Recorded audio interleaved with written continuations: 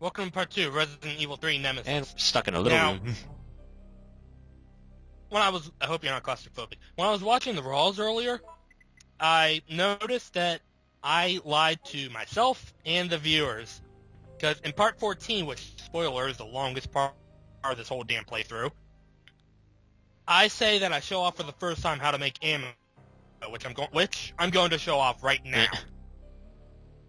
I forgot, okay? I just forgot that I'd done this. You didn't lie, you just had late reaction. But some people would be like, you lied! Oh well.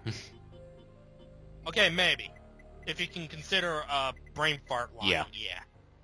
You see how far down the knife is? It's insignificant in the classic games. Poor knife.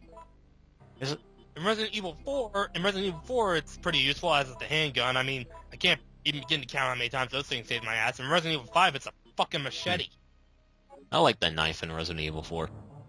It wasn't exactly useful most of the time because you had to fucking stand still whenever you wanted to use it, but whenever...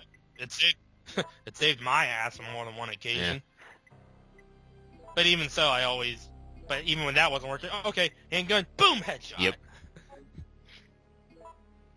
Oh, another thing you'll notice, we got a first aid kit with 3 first aid sprays, and we find like 4 or 5 more first aid sprays throughout the game, plus the herbs. Damn. Speaking of... And here's some...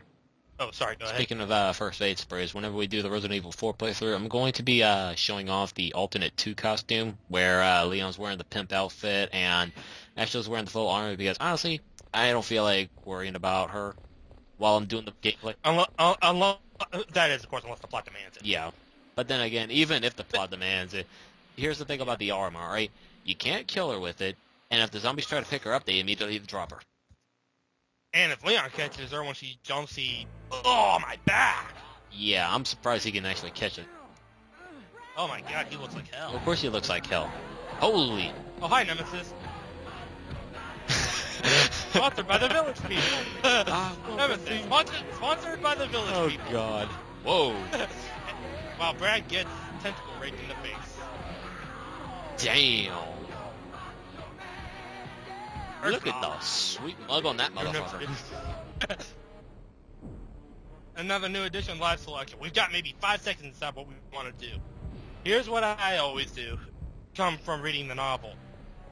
If you can avoid it, which is most of the time, run. As far as I know, there are only 3 mandatory fights. The trolley, the clock tower, and the ending. 3 mandatory fights with him. Little pig, let me Fuck in. you. I don't want to let you in. Hey, check it out. We're in Resident Evil 2. Sort of, yeah. Only the doors where Claire and Leon just simply had to use the computer to unlock, yeah, they're barred up. And we'll find Marvin Brana in here, fatally wounded by zombies, but when Claire and Leon come in, he's... Boom.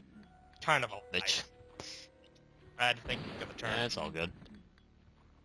Anyways, this place looks like hell. Of course it does. Zombie apocalypse. Yeah, but even still, zombie help look this bad. And unlike in Resident Evil 2, we only spend a small chunk of the game in here. Maybe, if you play your cards right, maybe less than 15, 20 minutes. It's not bad. If that's the case, we'd probably be out of here by the end of part 3. Yeah. Well, I know in part 3 we are out of here. Well, of course, because you watched the world ahead of time. That and you recorded the freaking game. Yeah. September 24th. That's a day after. Okay, I do flip through this. That's a day after my girlfriend's birthday. September 23rd. Happy birthday, Allie. September 24th. Zombie apocalypse. Oh, shit. What a coincidence. Speaking of coincidences, I don't know if you saw this on Facebook, but I found out that Linkin Park released their albums within a week of the Pokemon games being released here in America. Seriously? Yeah, seriously. Think about it. Go look on TV tropes for Linkin Park. Your mileage may vary. It's like the last entry down there. Damn. I'm gonna have to check that out later on. But in the meantime, Resident Evil 3. Mm-hmm. Which I'm about to get to, the location of Raccoon City. In the games, they say it's Midwestern, like maybe Illinois or Wisconsin, but they don't have any mountains. Some people in the fandom say that it's within, like, Colorado or whatever. Colorado doesn't have forests and mountains, as far as I know, just Rocky Mountains, obviously. So I'm going to go with the novels and Resident Evil Apocalypse. It's in Pennsylvania, which makes more sense because the mountains are not jagged, but they're rather curved like hills, and they have pretty curvy ridge lines or whatever, and the pine forests. Oh, shiny trinket. We need this to access the computer. If I had stayed to fight Nemesis, I would have gotten Brad's card, which I could use to access the computer immediately. So this card is...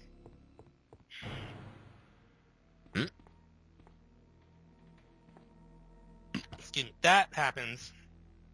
I always attribute it to Nemesis still trying to break in through the front door, but after a while he says, okay, I'll go around some other place. We'll see that in part 3. Okay, then. Let me just say, the first time I saw that... You flipped. Let me put it this way. I was 7 years old when I first played this game.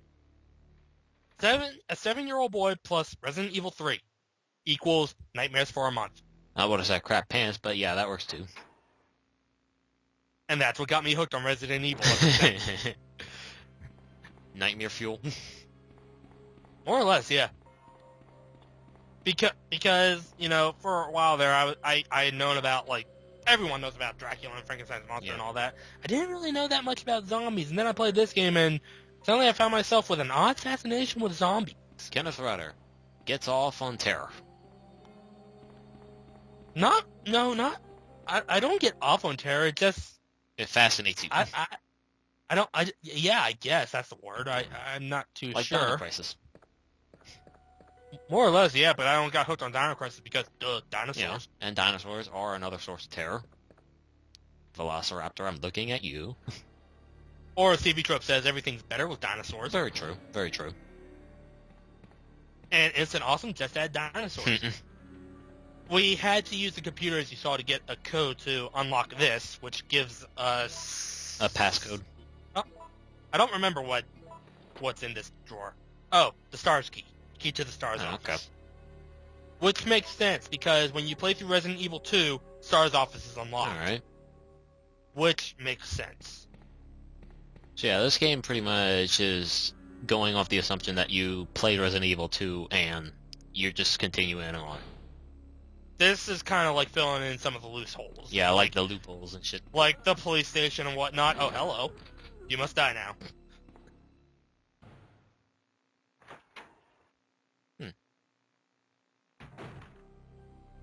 Dark room. Dark room. Oh, okay. Where you can, Yeah, where photos are developed. I had to think there for a second. I mean, it's been a while since that. But unlike in Resident Evil 2, you find developed photos all throughout the game as part of your file. Like, I think the first one I saw in this game was a close-up picture of a zombie. Why you would want to get up in the zombie's face to take a picture, I don't know. Man must have had a death wish. Well, here's what they don't tell you, alright? The photographer got the picture, but immediately died after, and... Oop, I forgot something. Yeah, I forgot I wanted to save. Much like in Dino Crisis, whenever I save it, most of the time when I save it, means that a part's coming to an end. Like right now. Yeah.